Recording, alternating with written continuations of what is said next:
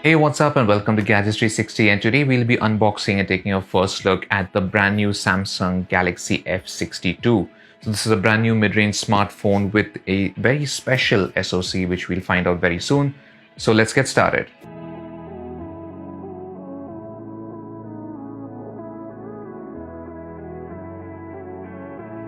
Okay, so here we have the retail packaging of the Samsung Galaxy F62.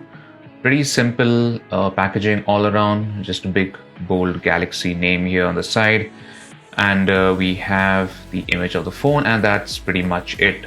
So I've already broken the seal, so let's quickly pop this up and see what's inside. So first and foremost, we have, of course, the phone. Let's take this out.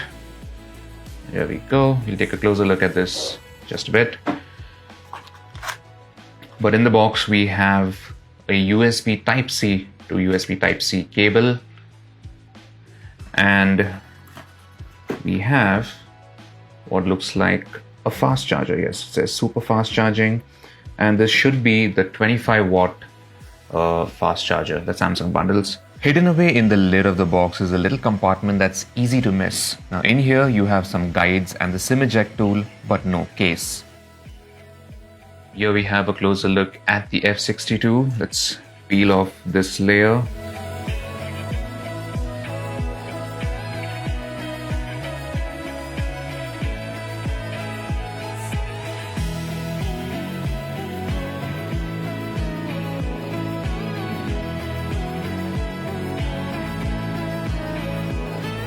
This is the laser blue color, but we'll get into the specifications and details in just a bit. So I'm just going to quickly boot this up, set it up, and then we'll go through some of the main features. Alright, so I've gone ahead and done the basic setup for the Galaxy F62, so we can take a look at the interface and of course mainly the design of this phone in this first impressions. So first and foremost, we have this new laser blue color that Samsung is calling it. It's also available in a laser green and a laser gray. I'm not sure if you can see through the camera, but there are these vertical stripes and this gradient finish which starts off with blue and then blends into this silver bottom portion over here. It looks kind of nice, definitely something different that we've seen from Samsung mid-range phones before. So pretty good effort overall, I would say.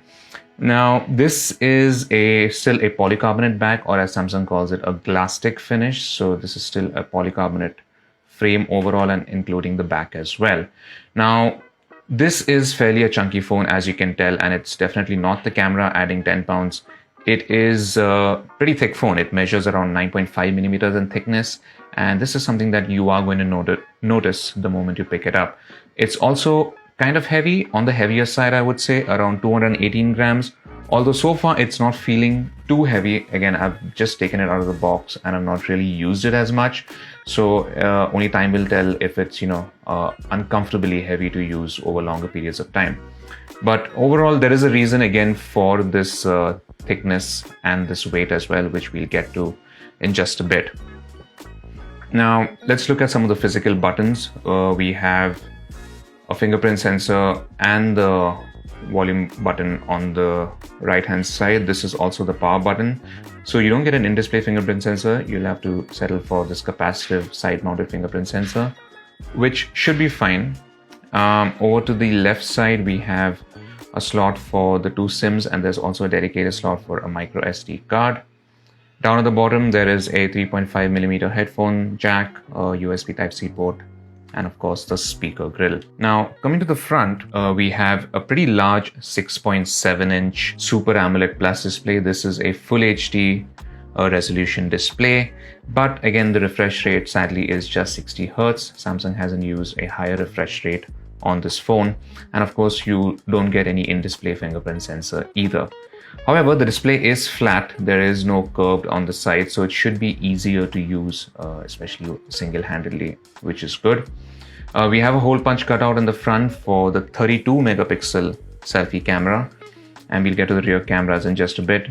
But so far, at least, the brightness and the colors seem pretty punchy, on par with Samsung's other AMOLED offerings in this price range, so no real complaints over there on that front. The main attraction of the Samsung Galaxy F62 is of course the SoC, or the processor powering it, and this is a Exynos 9825 SoC. Now, this is the same flagship chipset that Samsung has used previously in the Galaxy Note 10 and the Note 10 Plus, which launched in late 2019.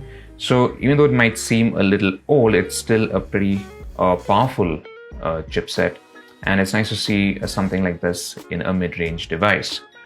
Now, in terms of RAM and storage, there are two variants for the F62. There's one with 6 GB of RAM and 128 GB of storage, and there's another with 8 GB of RAM and 128 GB of storage, and of course you can expand the internal storage. Now, one of the reasons, again, the main reason at least why this phone is so big and chunky is because it has a 7000 mAh battery underneath, again similar to the Galaxy M51. You do get a 25 watt fast charger bundle in the box, so this should be able to charge fairly quickly.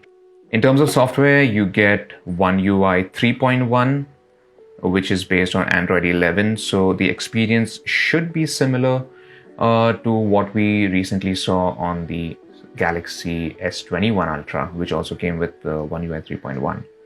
Now, coming to the rear cameras, there are 4 of them, as you can see, and these include a 64 megapixel primary camera, there is a 12 megapixel ultra wide angle camera, and then there are 2 5 megapixel sensors.